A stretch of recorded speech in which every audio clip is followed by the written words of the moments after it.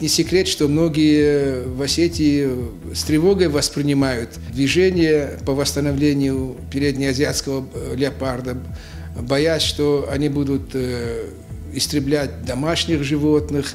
Но дело в том, что вот эти ученые доказывают в том, что там, где появляется этот переднеазиатский леопард, уменьшается число волков, число шакалов, что наоборот сказывается на уменьшении, значит, забоя скота этими дикими зверьми. Поэтому вопросы популяризации, вопросы просвещения населения – это тоже очень важное мероприятие, которое тоже требует определенных усилий и затрат. Русгидро спонсирует, значит, финансирование этого важного проекта.